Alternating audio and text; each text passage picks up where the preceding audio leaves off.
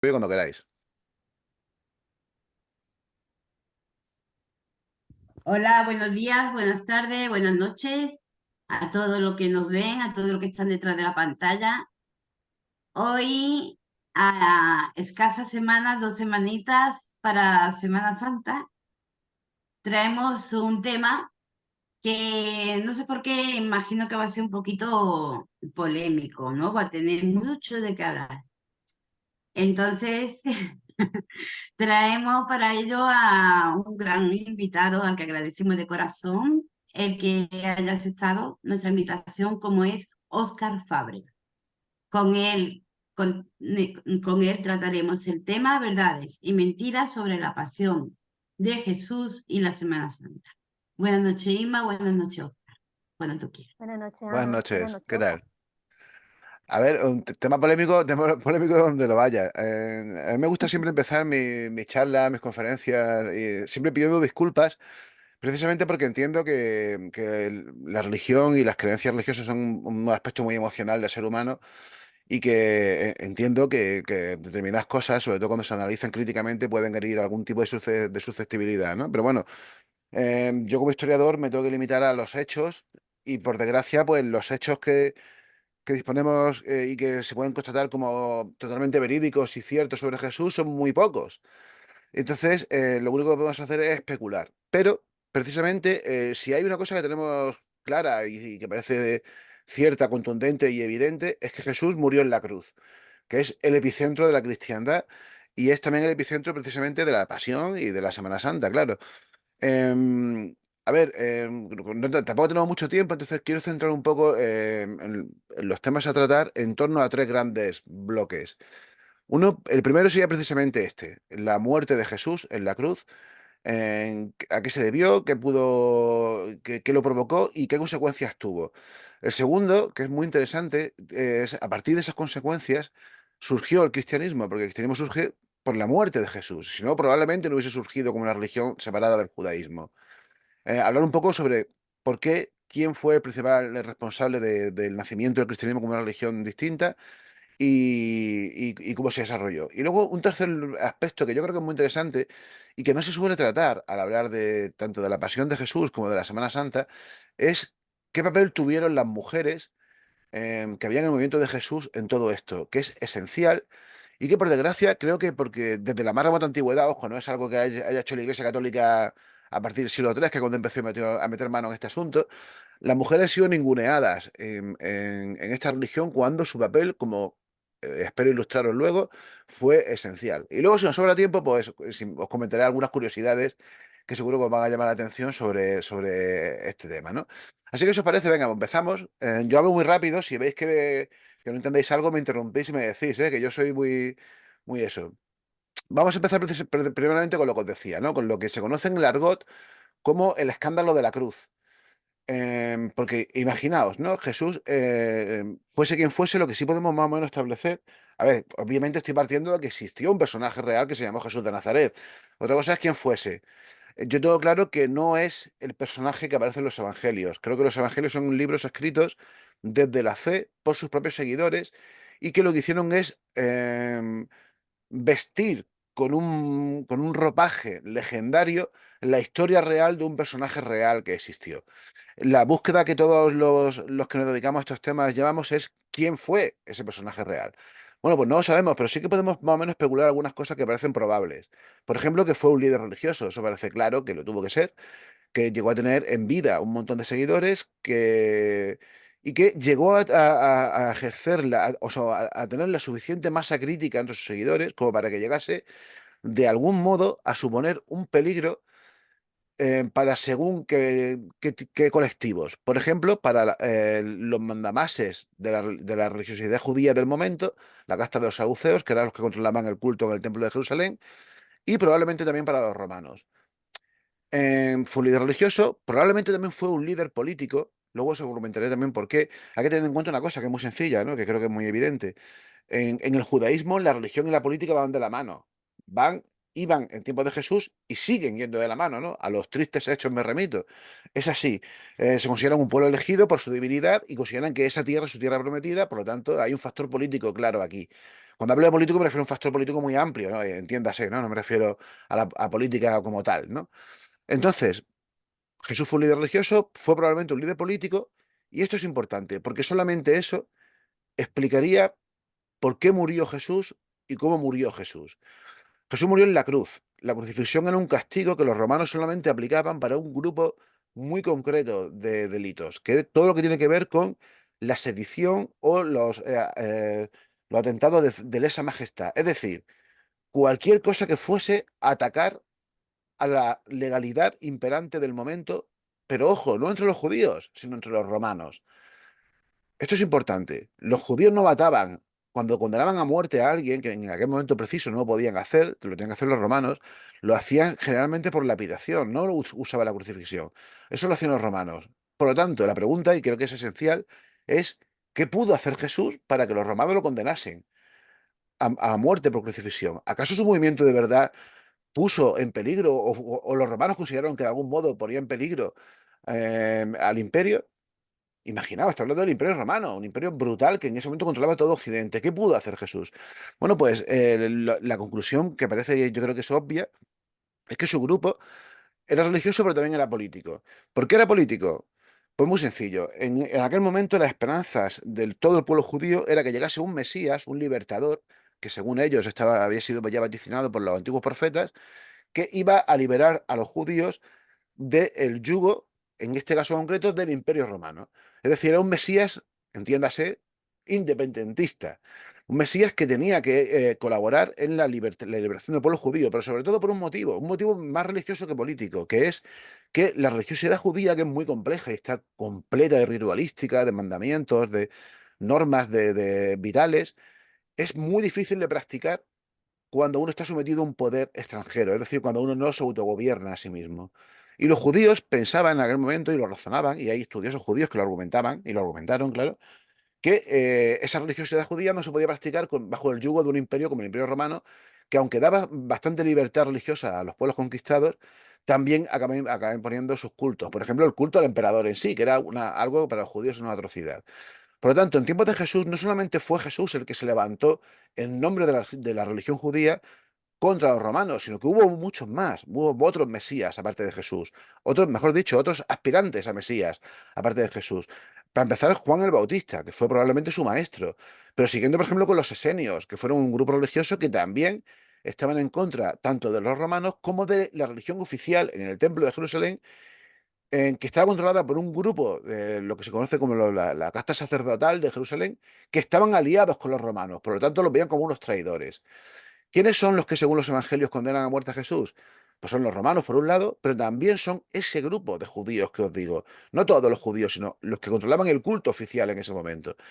Ellos no podían matar a Jesús, así que probablemente algo hicieron, manipularon algo la evidencia para que eso llegase a manos del Imperio Romano, en este caso al procurador, a Poncio Pilatos, y condenase a muerte a Jesús. Y seguramente él fue argumentando que su movimiento, aparte de ser religioso, era político.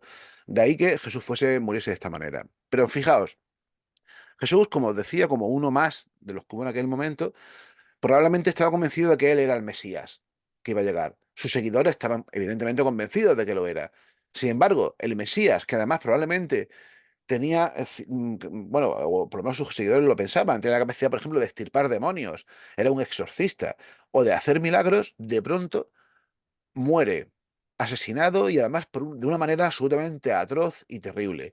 Eso tuvo que suponer un shock brutal para sus seguidores. Brutal. Y este es el germen del cristianismo, el shock de la muerte de Jesús. ¿Qué pasó? Pues evidentemente lo primero que pasó es lo que generalmente suele pasar en cualquier grupo religioso que se ve sometido a un terremoto de este tipo. Intentaron racionalizar aquello. Su muerte no podía estar no controlada por él o por Dios. Es decir, su muerte tenía que formar parte de un plan. Su muerte tenía que pasar. Y eso es lo que defiende la cristiandad desde entonces. Eso es lo que defiende el catolicismo, pero también el resto de cristianismos que existen. Que Jesús voluntariamente se entregó a la muerte para hacer cumplir un plan divino. Eh, claro, eso a partir de ahí ese escándalo de la cruz se suavizaba, claro, porque no realmente Jesús, todo esto formaba parte de un plan que había que hacerlo cumplir sí o sí. De hecho, en los cuatro evangelios se percibe claramente que Jesús sabe que esto va a pasar. Se lo anuncia a sus discípulos y todo, ¿no? Otra cosa es que esto sea real. Yo no creo que esto sea real, ¿no? Porque no me parece que tenga sentido. Creo que más bien que fue pues, un final fatídico y una desgracia. Pero no creo que realmente Jesús supiese que esto iba a pasar. Como no lo sabían otros tantos que, como él, acabaron también siendo crucificados o ejecutados por cosas parecidas en aquella misma época. Por lo tanto, lo que sí sabemos es, por un lado, ese intento de racionalización. Jesús tuvo que morir por un motivo, por esto que decía, ¿no? Un plan divino. Segundo, ese plan divino no había empezado desde ahora, había empezado desde la más remota antigüedad. De ahí que incluso los profetas del Antiguo Testamento vaticinasen la llegada de Jesús e incluso la muerte de Jesús. Por lo tanto, claro, ¿qué hicieron? Buscar en el Antiguo Testamento, en la Biblia judía, recuerden, tanto Jesús como sus seguidores eran judíos, creían en el Dios de los judíos y creían que eran sagrados esos libros, ¿no?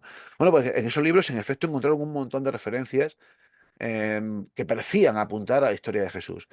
Y luego está el talón de Aquiles de todo esto, ¿no? Que es algo en lo que los historiadores pues, no podemos centrar del todo porque es un asunto total y absolutamente de la fe, que es la resurrección, si Jesús resucitó o no. Evidentemente, yo como historiador no tengo nada que decir al respecto, no tengo evidencia que lo apruebe o lo desmonte.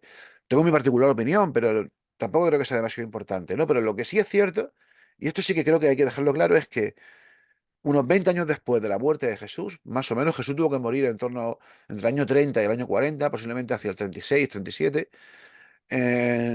Unos menos de 20 años después, unos 15 años después de la muerte de Jesús, ya había grupos por gran parte del Mediterráneo oriental que creían en su existencia, que creían que había muerto como parte de un plan divino que consistía, entre otras cosas, en quitar el pecado del mundo y acabar con la muerte. Esta idea es importante, ¿no?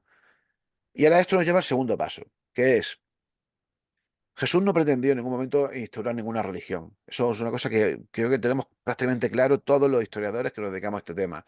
Jesús era un judío reformista del judaísmo. Él quería reformar y posiblemente atacaba a la cúpula judía del momento, pero no quería crear una religión distinta.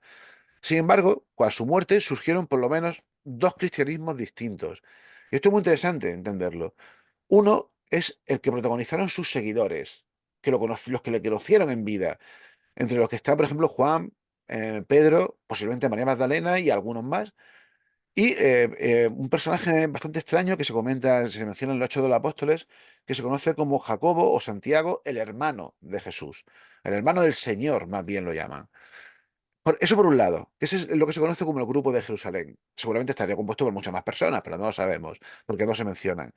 Y por otro lado está Pablo de Tarso, San Pablo para los cristianos, o para los católicos, mejor dicho.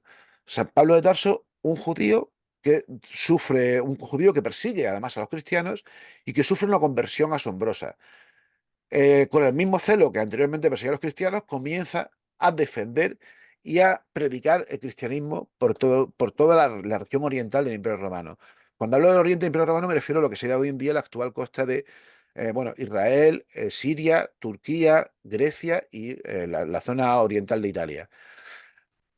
Los documentos cristianos más antiguos que tenemos son precisamente 7 de las 12 cartas que se le atribuyen a Pablo de Tarso que aparecen en un Nuevo Testamento. 7. Las otras cartas que aparecen no son auténticas de Pablo. Y de estas 7 hay 3 que también hay ciertas dudas, aunque se da por hecho que sí. Esas cartas son anteriores, todas, las 7, a los 4 evangelios canónicos. Y esto es muy importante entenderlo. Los evangelios son una respuesta a la teología de Pablo, siempre a favor de la teología de Pablo, pero con matices.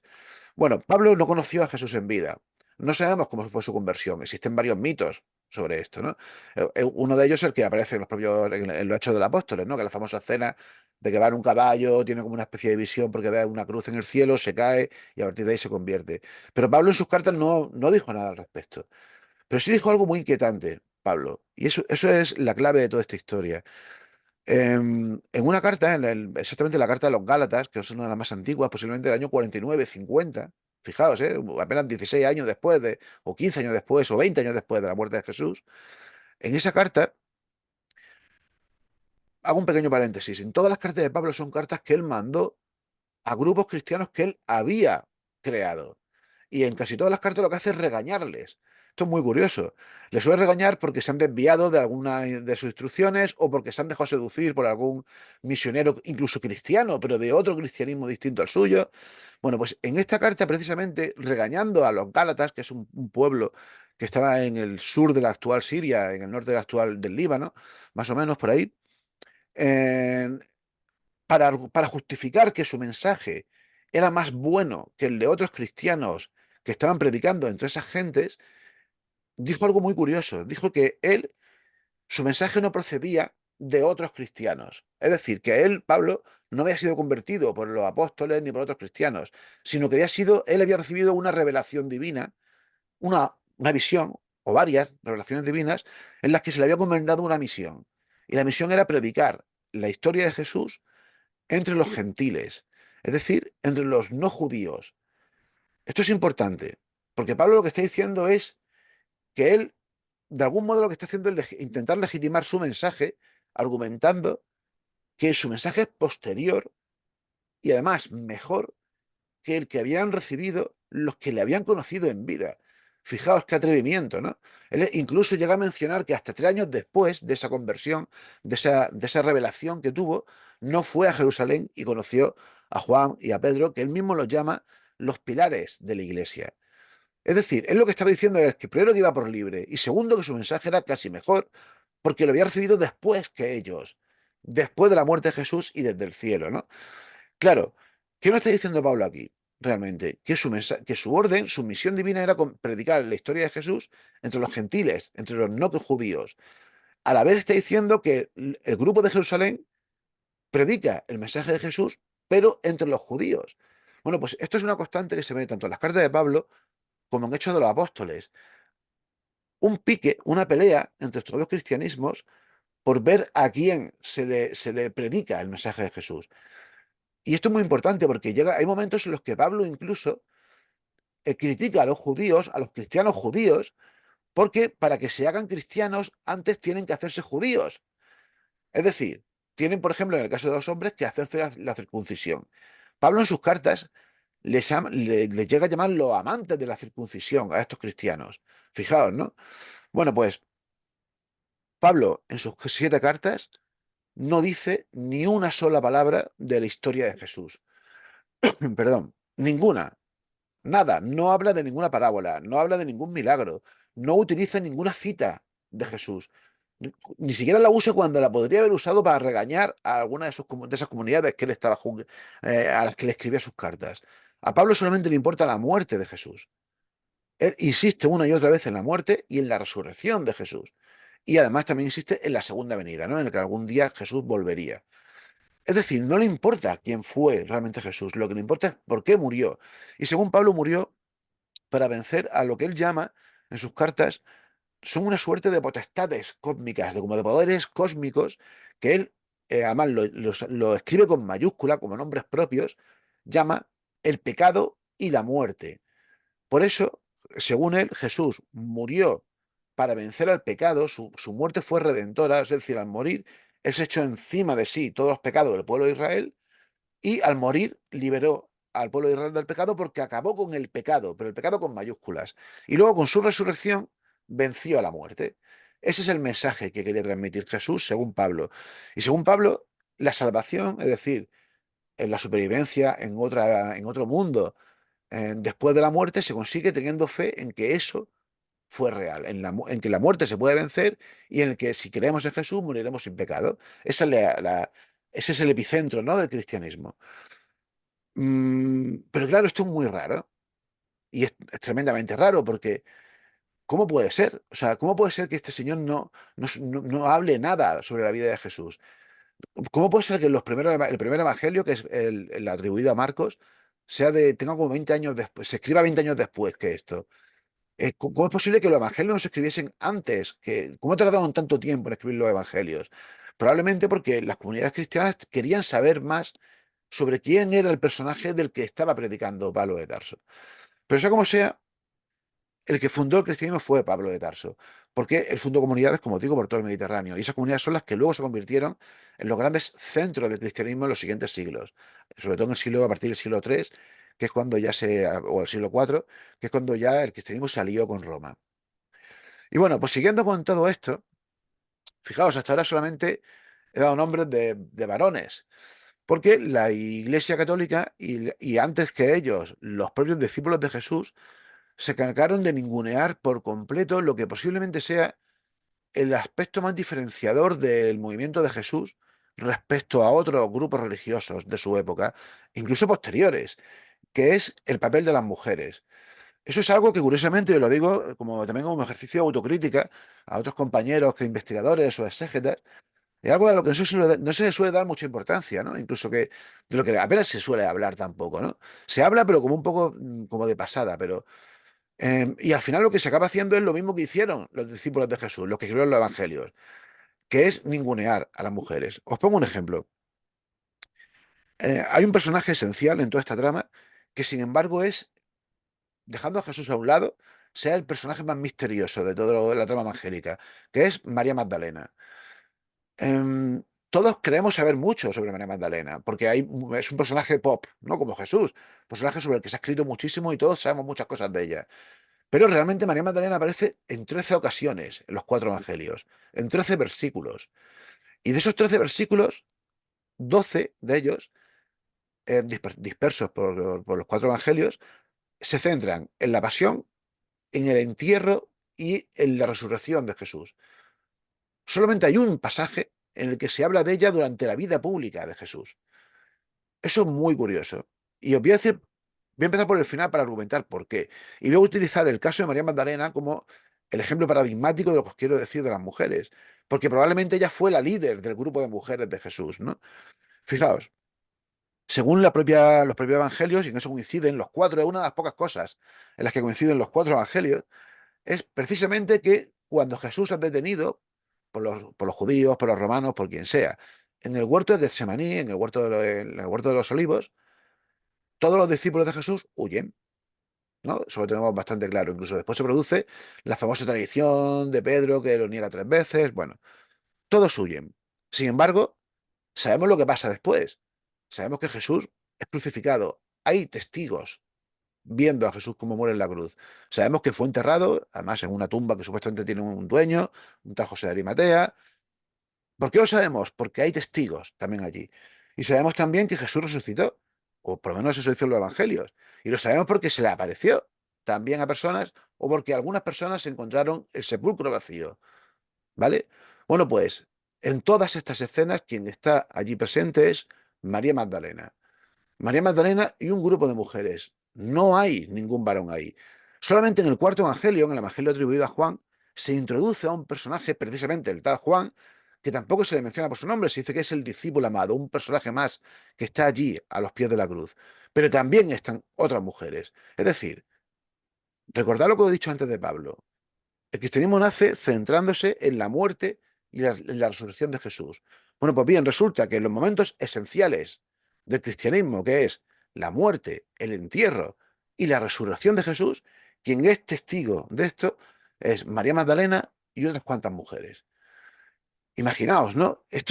No sé si alguna vez han planteado este tema así, pero entenderlo así lleva a caminos muy curiosos, ¿no? Porque, por ejemplo, ¿quién es esta tal María Magdalena? Porque, o sea, ¿por qué tiene el honor de ser quien está allí? Aunque no tuviese aunque fuese casual que estuviese allí, igual que las otras mujeres, ¿cómo puede ser que no sepamos nada de su historia, ni de la historia de las otras mujeres, siendo como fueron testigos de los hechos esenciales de la historia del cristianismo? Queda claro que fueron ninguneadas. Queda claro que los autores de los evangelios borraron su papel real en todo esto. ¿Por qué? Probablemente porque era escandaloso. ¿Por qué? Porque los judíos, como prácticamente todos en la más remota antigüedad, eran machistas y no podían tolerar que Jesús, muy probablemente, tratase como iguales en términos mucho menos amplios de lo que hoy en día lo veríamos, claro está, ¿no? Pero como iguales, al menos en lo espiritual, a los hombres y a las mujeres. ¿Por qué? Porque probablemente Jesús, como otros cristianos posteriores, como de hecho la Iglesia defiende también a día de hoy, pensaba que el cuerpo no importa, lo que importa es el alma. Y da igual que sean hombres o mujeres, las almas no tienen sexo. Algo que curiosamente está en el dogma cristiano, pero a la vez la iglesia nunca ha respetado, ¿no? Pero bueno, dejemos las críticas a la iglesia por otro lado. Pero lo cierto es, fijaos lo que estoy diciendo, ¿no? Ningunearon el papel de las mujeres por el hecho en sí de ser mujeres, pero no lo pudieron borrar por completo.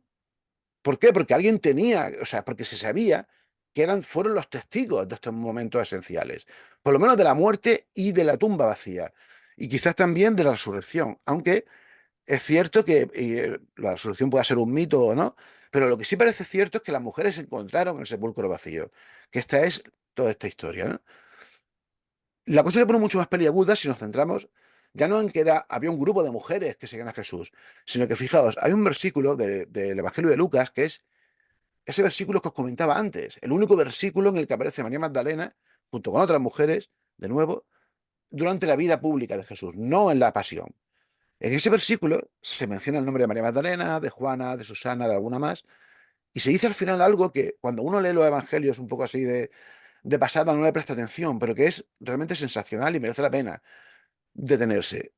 Le dice el autor, supuestamente el tal Lucas, que seguramente no lo fue, dice que a Jesús le seguían un grupo de mujeres, las menciona todas por su nombre, y dice al final, mujeres que también le servían con sus bienes. Esto es algo que a mí me ha hecho reflexionar mucho y que lo suelo comentar porque es algo que no se suele hablar, pero lo dice claramente este evangelio. Hay autores, exégetas que sí lo han estudiado, ¿no? Pero creo que no, repito, insisto, con la suficiente profundidad. ¿Cómo que estas mujeres servían con sus bienes? O sea, ¿qué estaba diciendo realmente este autor aquí? Lo que está diciendo es que las que financiaban el movimiento de Jesús eran aquellas mujeres. O sea, esto es mucho más de lo que puede parecer a priori. No solamente es que Jesús tuviese discípulas femeninas, por mucho que exista este mito de los 12 apóstoles, que seguramente es un mito machista y masculino posterior. Lo que está diciendo incluso es que eran las que ponían la pasta para el movimiento. Y cuando hablo de la pasta me refiero incluso a los que le daban de comer al grupo de religiosos que iban, a un grupo de ambulantes, de predicadores que iban primero por Galilea y después por la zona de Judea. Por lo tanto, el rol es mucho más importante del que se sabe, ¿no? Sin embargo, insisto de nuevo, fueron silenciadas por completo. Sobre todo María Magdalena. María Magdalena, daría para hablar mucho. De hecho, yo estoy a punto de publicar, saldrá os lo digo casi en exclusiva. Dentro de un par de meses saldrá un libro mío, ya está casi listo, sobre María Magdalena, que se va a llamar precisamente Historia desconocida de María Magdalena, en la que ahondo muchísimo más en todo este rollo, ¿no? Pero la idea es esa, la idea esencial es, y lo que yo un poco argumento también en este libro, es que muy probablemente, y daría para hablar horas, María Magdalena, como os he dicho antes, hay dos grupos cristianos distintos, ¿no? Es el grupo de Jerusalén, el grupo de Pablo de Tarso. Bueno, pues yo defiendo que yo y otros lo defendemos, no soy el único, había otro grupo más que fue probablemente dirigido y creado por María Magdalena.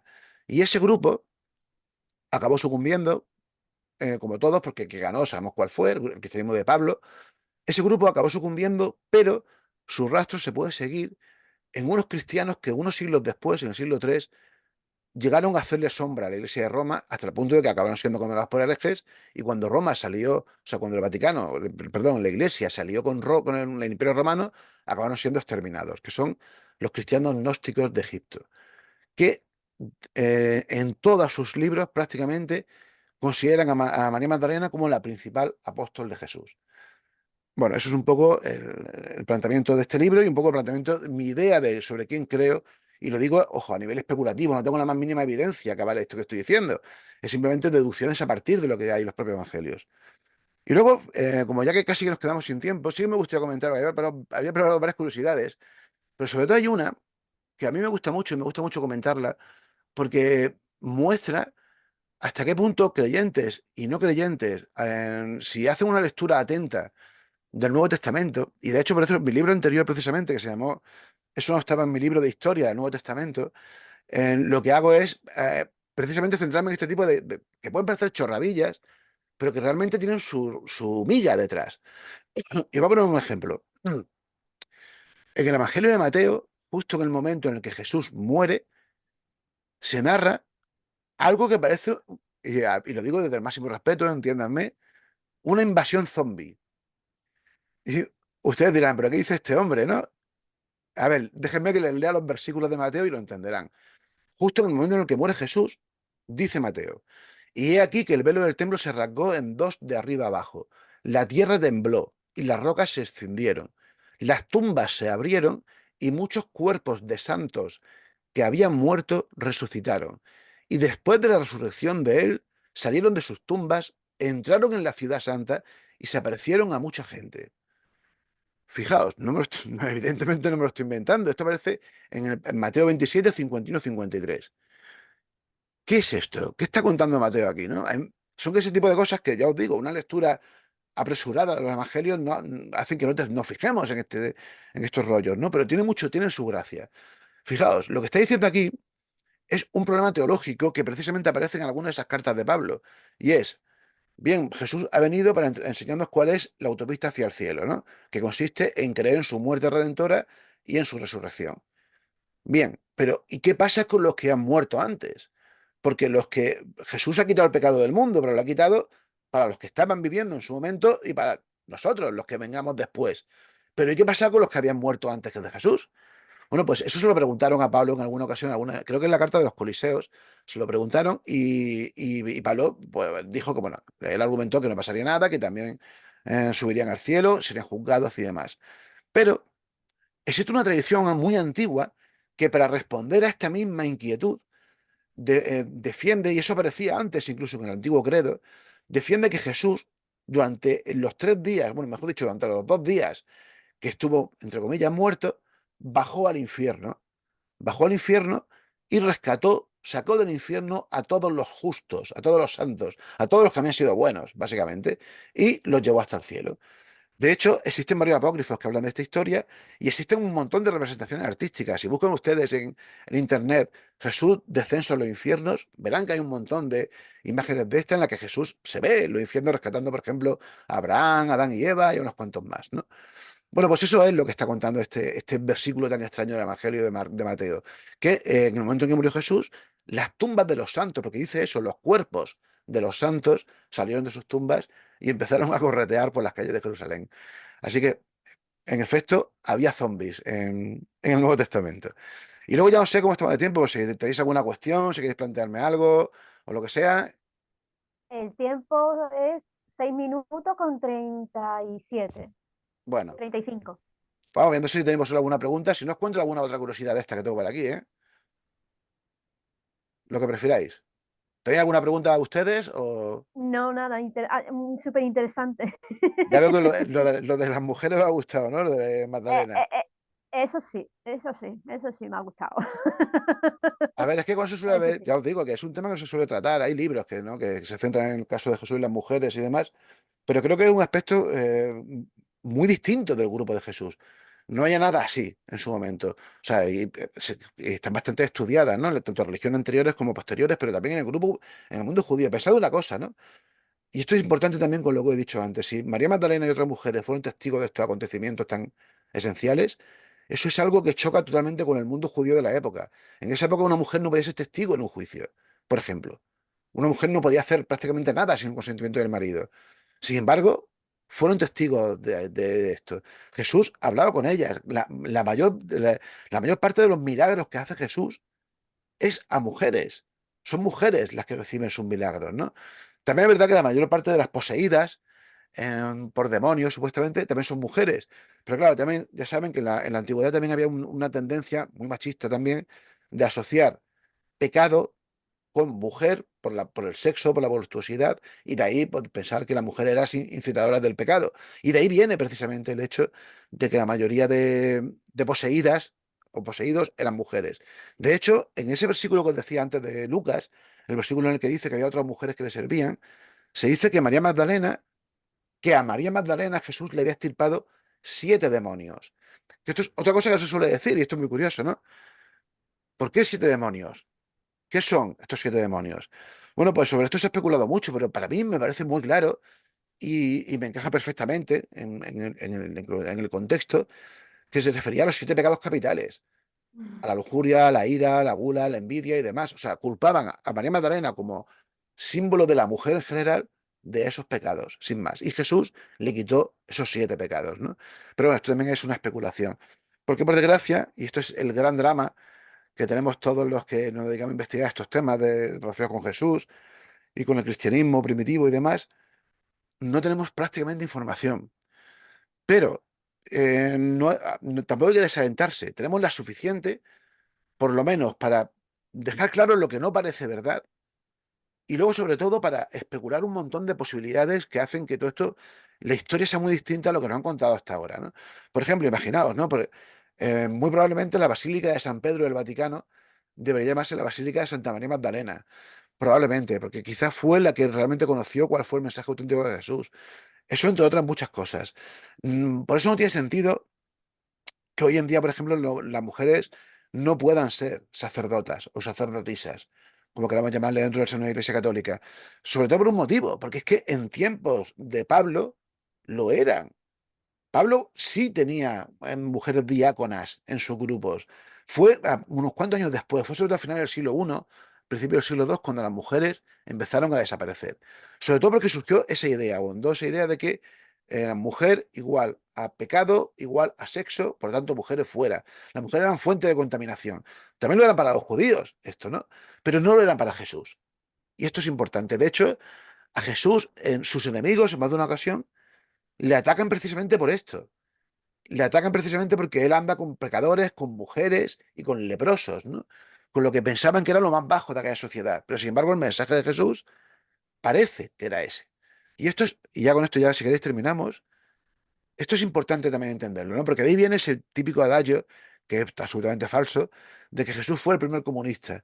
Evidentemente Jesús no fue un comunista ni nada por el estilo, pero su mensaje sí que es verdad que era un mensaje que iba hacia los más desfavorecidos, que en ese momento incluía, por supuesto, a las mujeres, pero también los enfermos, los pecadores, muchos más, y que además era un mensaje de justicia social. Es decir, lo que pasa es que la justicia social no iba a venir en esta vida, sino que iba a venir en la siguiente. De ahí lo que todos conoceréis, ¿no? La bienaventuranza, ¿no? Bienaventurados los pobres porque vuestro será el reino de los cielos. Su mensaje era un mensaje de justicia social. Y eso por eso caló especialmente entre las mujeres, porque eran un grupo mayoritario de población, pero minoritario en poder, ninguneado. Por eso el grupo de Jesús, sin duda, fue un grupo que acabó triunfando ya después de Jesús, ya en el Imperio Romano, gracias a las mujeres, sin duda. Fijaos, he apurado el tiempo hasta los últimos segundos. Nos que 1 minutillo con 29. Bueno, pues ya está. Yo espero que os haya gustado. No sé cómo lo ven ustedes, Increíble. si ustedes son creyentes o no creen en esto. Pero creo que incluso para cualquier creyente, por lo menos todas estas preguntas que hemos planteado aquí son interesantes, ¿no? Yo creo. Totalmente. También para un no creyente, ¿no? Pero para un creyente yo creo que también porque al final consiste un poco en apuntalar en lo que uno cree, ¿no? Y pues si uno cree en estas cosas, pues tiene que intentar creer lo mejor posible, ¿no? Y con el máximo de información posible. Así que bueno, en eso estamos. Para mí ha sido todo un placer y quiero deciros, desearos, y decir una feliz Semana Santa, pero no puede haber una feliz Semana Santa. La Semana Santa tiene que ser triste, digo yo, aunque termine bien, claro, termina con resurrección.